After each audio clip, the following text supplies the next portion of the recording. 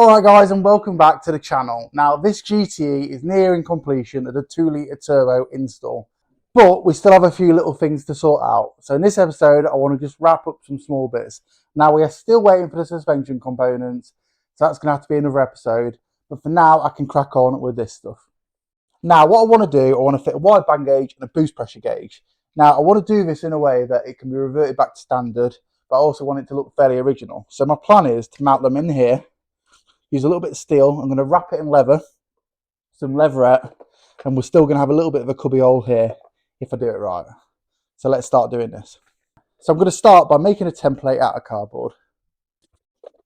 I tend to use any old card I've laying around, and this bit is no exception. I roughly mark the edges with a pen, then trim to size, making sure it's slightly bigger than required. I can then refit and remark precisely. I then cut out a bit more and test fit again until I'm happy with the fit. It can be slow work, but taking your time gets the best results. And there we go, something like that. So I've got the contours just about bang on here. This obviously needs making in metal, but yeah, the gauges are going to go there. You've still got a little cubby hole here, which is going to be handy. And I think it's going to look fairly factory, so I'm happy with that. Right, let's cut this out of metal. I draw around the template with a fine permanent marker, then follow the top line with a 1mm cutting disc. I always use the Bosch stainless steel cutting disc. I find they last loads longer than a lot in the market. You need a steady hand for this, but practice makes perfect. Once cut, I finish the edges with a 60 grit flat disc. I mark the folded line and then transfer the piece to the vise so I can get a sharp folded edge. The piece fits perfectly. Look at that, beautiful. Right, this hole saw is not doing a very good job. It's not really designed for this, it's designed for wood. I don't have the right one, so I'm chain drilling. Yay. I wouldn't recommend chain drilling, it's slow and tedious, but as this is a one-off piece, it's not worth buying a proper hole saw. After a couple of minutes of drilling, I'm ready to knock out the centre. I then use a large step drill to finish the hole. Sadly, this was not suitable to drill the hole in the first place, as it just didn't do a good enough cut and was really struggling. I then clean it up with an 80 grit rotary wheel on a drill, and look at that, a perfect 52mm hole. Right, as you can see, both holes are cut. Put a bit of grey paint on the bottom. It's a similar colour, but not exactly right, but near enough. I've also got a bit of a free sample grey vinyl, which I'm going to put on the top, just to kind of give it an OE look. Again, this is a similar match to the interior, but not quite right. But yeah, should look pretty good, I think, once done. I use off-the-shelf spray adhesive. I applied to both the vinyl and the steel, waited 5 minutes for it to go tacky, then I folded over the cut edge so you can't see the line, and stick the vinyl on. I then trim around the edge with scissors and a utility blade. The edges are then folded over and stuck firmly down. I cut the holes out with a Stanley knife. And there we go, guys. I don't think it looks too bad. I do, however, I'm a little bit dirty. It's quite hot today, a little bit sweaty. But yeah, it's come out pretty good. Vinyl's not quite the right colour, like I said earlier. However, it was a free sample, so I can't complain. But I think overall, it's got a good look, and you've still got a little cubby hole, which is nice.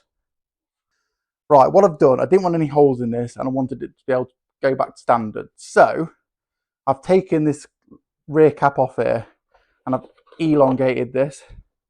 So that's what it should be like, a smaller hole. I've cut it out with a Stanley blade. I can still screw it in. Once the cover's on the top, you're never going to know. However, I'm not going to have the cover on for now. I'm just going to have the screw in, because you can't see it anyway. And that means I can feed my pipes and my wires through this gap here, which should work very nicely. Right, now I'm just going to use a bit of double-sided tape just to stick this in. And that should do the job nicely. As you can see, all the wires are fed through. Lovely jubbly.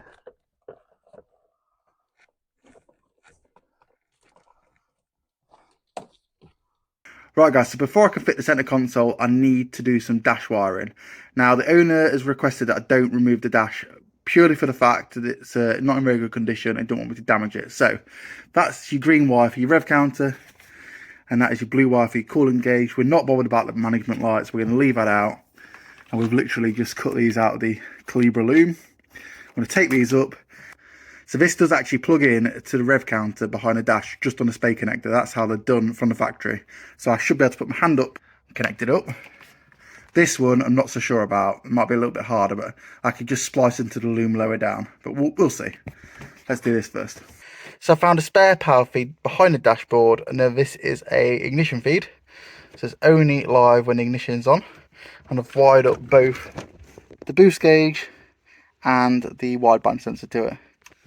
So guys, that is the dash back together with the exception of the under tray shelf. The rev counter and the coolant gauge are working because I've tested them, as is the voltmeter and all the other little bits and bobs. So yeah, happy with that. The air fuel ratio gauge appears to be working, although I haven't tested it properly, and the boost gauge also appears to be working, and the backlights are working for both of them. So that's really good. So all that's left to do now, pretty much on the inside, put the under tray back in and cable tie the ECU up, and just cable tie a bit the wiring up, and then that is the inside done. However, it's not, because I've had a conversation with the owner of the car, Liam, and the dash has got to come back out basically.